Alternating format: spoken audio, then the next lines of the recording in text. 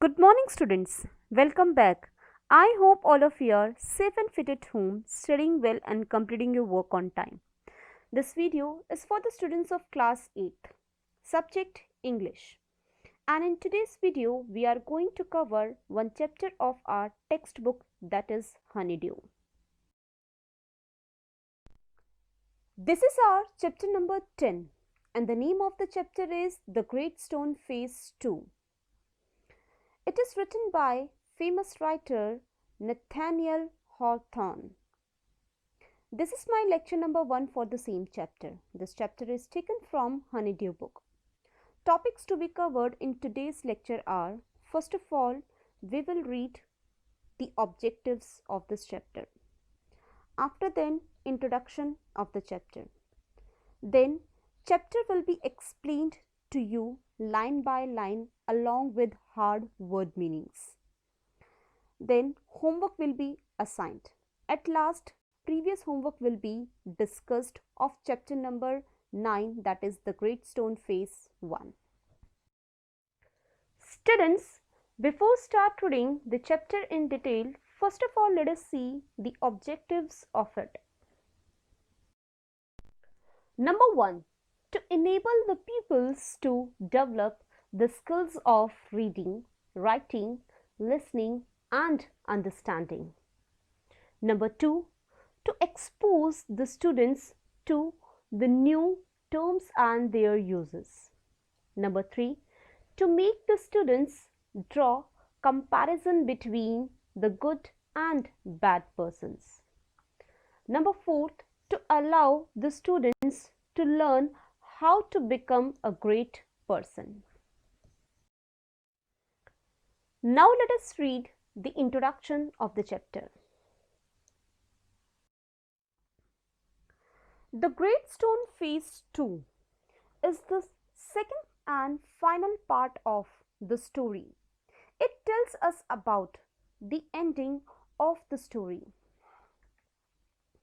It answers all questions whether Ernest finds the Great Stone Face look alike or not.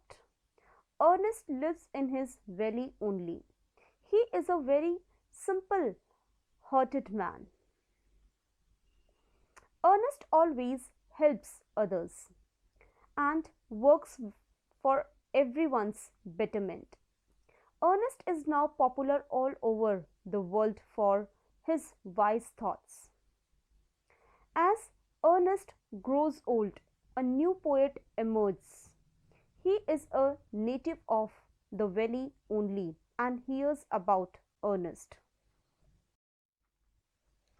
He returns to the valley to meet Ernest. On the other hand, Ernest is in the hope that the poet might be the look-alike. On his meeting with Ernest, the poet declares him to be the Great Stone Face, look-alike, and everyone agrees. However, Ernest does not agree with this and still holds on to his hope. Many years passed. Ernest was now a man of middle age. To his neighbors, who never suspected that he was anything more than an ordinary or familiar face. He was only a humble and hardworking, though thoughtful person. But what about the old prophecy? Was it ever fulfilled? Let us read this chapter and find out. The years hurried on. Hurried means passed, and brought white hairs upon the head of Ernest, and made wrinkles across his forehead and furrows in his cheeks. Furrows means deep lines. He was an old man, but not in vain had he grown old. Vain means producing no result, useless. More numerous than the white hairs on his head were the wise thoughts in his mind. And Ernest had ceased. Ceased means come or bring to an end. To be obscure means not well known, unsought for. Unsought means not searched for. Undesired had come the fame which so many seek. He had become famous beyond the limits of the valley. Means many years passed and Ernest was now an old man, with white hairs upon his head, wrinkles across his forehead, and deep lines on his cheeks. All the years that brought him to this stage were not useless, because he had become so wise that the number of wise thoughts exceeded the numbers of white hair on his head. He was not unpopular anymore, although undesired for. He received all the fame that many go after. In fact, he had become known outside the valley too. College professors and even the active man of cities came from far to see and converse with Ernest, and he received them with gentle sincerity, and spoke freely with them of whatever came uppermost, or lay deepest in his heart, or their own. While they talked together, his face would brighten unawares. Unawares means unknowingly, and shine upon them as with a mild evening light. Means many active men from cities, college professors, and people from far away used to come to see him and have a conversation with Ernest. He welcomed them with great sincerity and conversed with them with his purest heart, saying whatever came in his mind or even sharing his deepest thoughts. As he talked to people, his face would brighten, that would shine upon others as if he was a mild evening light, with him being unaware of it.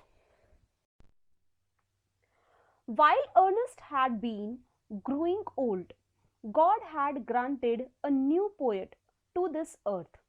He too was a native of the valley, but had spent the greater part of his life in distant cities, pouring out his sweet music everywhere. Means as Ernest grew old, with each year that passed by, he came to know about the poet who had come to this earth by the grace of God. Although the poet was a native of the valley, he had spent most of his life in distant cities, blessing them with his music. Neither was the great stone face forgotten, for the poet had celebrated it in a poem. The songs of this poet found their way to Ernest. He read them after his customary toil, seated on the bench before his cottage door. As he read, he lifted his eyes to the mountain. Customary toil means usual work. Means he even kept the great stone face alive with his poems. His work made its way to Ernest, and after winding up his usual day's work, Ernest would read while sitting on the bench in front of his cottage door. After reading the poems, Ernest would lift his eyes to glance at the great stone face. "O great stone face," he said, "is not this man worthy to be your likeness?" Means as Ernest read the poet's works, he lifted his eyes so as to see the great stone face, and asked him if the poet was worthy of possessing its likeness. The face seemed to smile, but did not answer. Now it happened that the poet, though he lived so far away, had not only heard of Ernest, but had thought much about his character and wished to meet this man whose wisdom walked hand in hand with the noble simplicity of his life. Means the mountain appeared as if it was smiling, but it did not reply. On the other hand, although the poet lived far away from the valley, he very well knew about Ernest and had put so much thought into his character that he wanted to meet Ernest, who was so wise yet simple in his way of living. One summer day, therefore, he means the poet arrived at Ernest's door, where he found the good old man holding a book in his hand, means where the Ernest was reading the book, which he read and then, with a finger between the leaves, looked lovingly at the great stone face. While reading, he was looking at the great stone face. Good evening, said the poet. Can you give a traveler a night's shelter? Means the poet greeted Ernest by saying good evening and asked him to let him stay there for a night. Gladly answered Ernest, and then he added, smiling, I think I never saw the great stone face look so hospitably at a stranger. Hospitably here means gently, kindly. Means Ernest agreed gladly, as the poet further said with a smile on his face that he had never seen the great stone face welcome a stranger so gently and kindly. The poet sat down beside him and he and Ernest talked together. Never before had the poet talked with a man like Ernest, so wise and gentle and kind. Ernest, on the other hand, was moved by the living images flung out of the poet's mind. Means the poet sat beside Ernest and they conversed for a while. The poet had never had the chance of talking to a wise, gentle, and kind man like Ernest. While on the other hand, Ernest was amazed as he listened to the poet speaking so vividly. As Ernest listened to the poet, he imagined that the great stone face was bending forward to listen too. He gazed into the poet's eyes. Means, while Ernest listened to what the poet was saying, he visualized the great stone face bending to listen to him. Who are you, my gifted guest? He asked. Means, as he looked into the poet's eyes, Ernest very politely asked who he was. The poet laid his finger on the book that Ernest had been reading. Means, the poet pointed at the book in Ernest's hand. You have read these poems, said he. You know me then, for I wrote them. Means, and the poet told Ernest that if he had read this book, he would know him too, as he himself had written it. Again and again, Ernest examined the poet's features. He turned towards the great stone face, then back. He shook his head and sighed. Means, as soon as Ernest knew who the man was, he began noticing his features as he turned repeatedly towards the great stone face. Being disappointed, Ernest heaved a sigh. "Why are you sad?" inquired the poet. Upon being asked by the poet the reason behind his sadness from Ernest. "Because," replied Ernest, "all through life I have awaited the fulfillment of a prophecy, and when I read these poems I hoped that it might be fulfilled in you." Means Ernest told him how he had waited all his life for the prophecy to come true, and how he hoped the poet would fulfill it when he read his poems.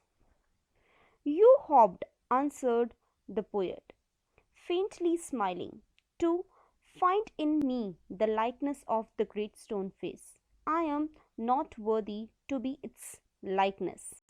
Means bringing a faint smile upon his face, the poet replied that he is not worthy of bearing the resemblance of the great stone face. "And why not?" asked Ernest. He pointed to the book. "Are not those thoughts worthy?" Means Ernest asked the poet why he didn't consider himself and his thoughts, means so beautifully articulated in his books, to be worthy of it. "You can hear in them the distant voice of a heavenly song. But my life, dear Ernest, has not corresponded with my thoughts." Corresponded means been in harmony with. Means the poet replied that he was aware that his thoughts recite a distant voice of a heavenly songs, but his life had not been in congruence with his thoughts.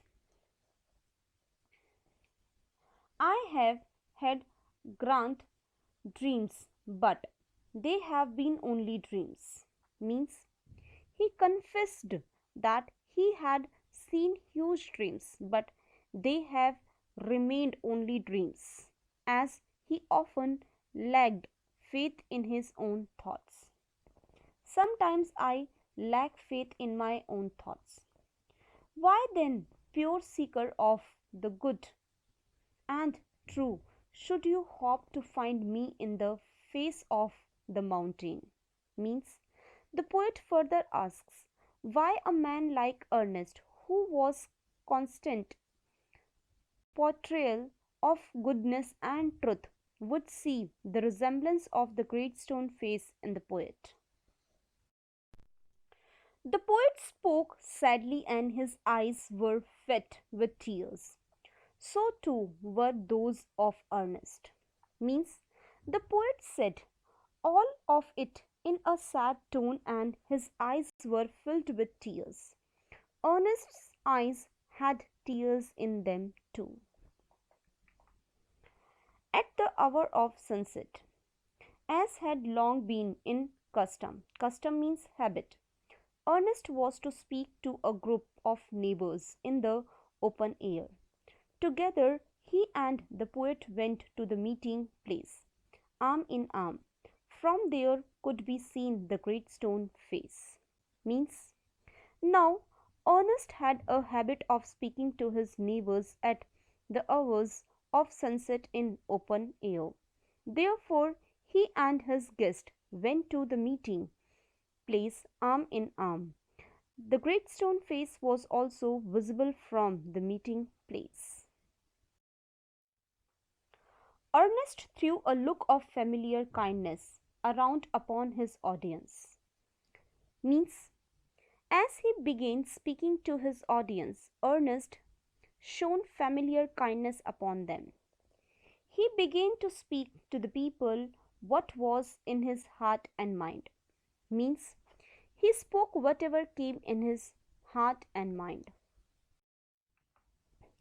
His words had power because they agreed with his thoughts, and his thoughts had reality and depth because they harmonized with, means corresponded with or agreed with, the life which he had always lived. Means he spoke whatever came in his heart and mind. His words had a unique power because they corresponded with his thoughts, and his thoughts were deep and practical because they resonated with how he had always lived his life. It was not mere breath that the preacher uttered, they were the words of life. A life of good deeds and selfless love was melted into them. Means he did not just preach but shared words of life, words that were filled with love and supported by a life spent on good deeds. The poet, as he listened, felt that the life and character of Ernest were a nobler strain of poetry than he had ever written. His eyes filled with tears. Means, as the poet heard Ernest speak, he thought to himself that the life story and personality of Ernest was in itself a form of poetry, something he had never written. His eyes became wet with tears.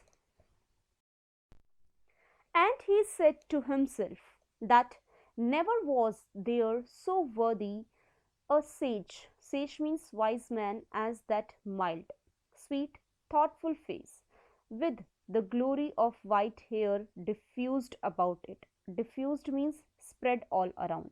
Means, as he heard Ernest, and he thought to himself how he had never crossed paths with a man so wise, kind, and gentle, with a thoughtful face that had the glory of white hair spread around it. At a distance, but clearly to be seen, high up in the golden light of the setting sun, appeared the great stone face, with white mists, mist means fog, around it, like the white hairs around the brow of Ernest. Means, although a few miles away, the great stone face was clearly visible from their meeting point. The golden light of the sundown fell upon it, along with mist that covered it, just like the hair around Ernest's brow. At that moment, Ernest's face took on an expression so grand that the poet was moved to throw his arms up and shout. Means, at that particular moment, Ernest's grand expression was such that when the poet compared it with great stone face, he couldn't control himself as he threw his arms in air and shouted, "Behold, behold! Ernest is himself the likeness of the great stone face." Means, behold, behold, to draw everyone's attention to the fact that Ernest is the likeness of the great stone face, shouted the poet in front of everyone. Then all the people looked and saw that what the poet said was true. The prophecy was fulfilled. Means, everyone could notice it, and they finally established that the poet was telling the truth. Finally, the prophecy was fulfilled. But Ernest, having finished what he had to say, took the poet's arm and walked slowly homeward. Means, Ernest, however, finished his speech and held the poet's arm as they walked slowly towards home, still hoping that some wiser and better man than himself would by and by appear, bearing a resemblance to the great stone face. Means, Ernest still hoped that a man wiser and better than himself would someday come who will be the likeness of the great stone face. So, this is the end of the chapter. Students, you have to complete your homework on the basis of the chapter explained by me, and your homework is read chapter 10, that is the Great Stone Phase 2, and write word meanings mentioned in the video.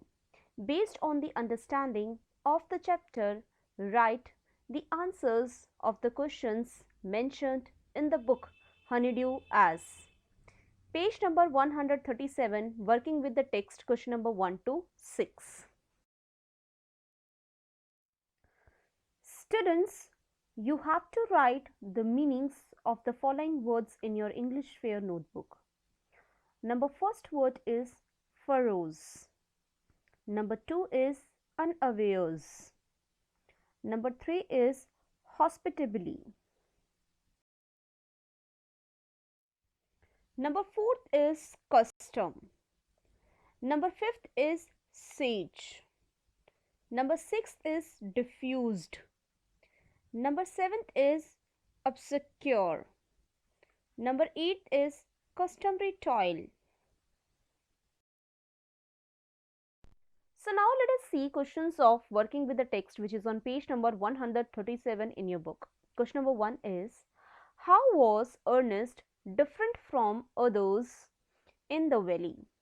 Question number 2 is, why did Ernest think the poet was like the stone face? Question number 3 is, what did the poet himself say about his thoughts and poems? Question number 4 is, what made the poet proclaim Ernest was the stone face? Question number 5 you have to do in your book only. Question number 6 is part 1, who by common consent turned out to be like the great stone face. Part 2 is, did Ernest believe that the old prophecy had come true? What did he say about it? Now we shall discuss homework solution of the homework which was assigned you in lecture number 1 of chapter 9, that is the Great Stone Phase 1. I have already explained you the chapter in detail along with word meanings. As I assigned you homework which was to be done by you on the basis of your understanding, and your homework was read chapter 9, that is the Great Stone Phase 1, and write word meanings mentioned in the video. Based on the understanding of the chapter, write the answers of the questions mentioned in the book Honeydew as page number 130, working with the text, question number 1 to 5. Now let us discuss word meanings in detail. Write the meanings of the following words. Number 1, immense means huge. Number 2, enormous means very big. Number 3, renowned means famous. Number 4, industrious means diligent and hardworking. Number 5th is dashed. Here means stopped forcefully. Number 6th is stirred, means arouse strong feeling in someone. Number 7th is pensive, means thoughtful. Number 8th is proclaimed. Here means said loudly or announced. Now let us discuss question answers of working with the text in detail, which is on page number 130. Question number 1, part 1 is, what was the Great Stone Face? The answer of the question is, the Great Stone Face was a work of nature formed on the perpendicular side of a mountain by some immense rocks, which had been thrown together so that when viewed at a proper distance they resembled the features of a human face. Part 2 is, what did young Ernest wish when he gazed at it? The answer of the question is, when young Ernest gazed at this great stone face, he wished for it to speak as he thought that its voice must be pleasant and it looked so kindly. He even mentioned that if he ever saw a man like it, he would love him dearly. Question number 2 is, what was the story attributed to the stone face? The answer of the question is, the story attributed to the stone face was that someday a child with the likeness of that face would be born. He would become the greatest and noblest person of his age. Question number 3 is, what gave the people of the valley the idea that the prophecy was about to come true for the first time? The answer of the question is, a young man named Gathergold had left the valley many years ago.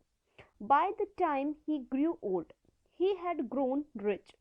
When he returned to his native valley, a rumor spread that he resembled the stone face.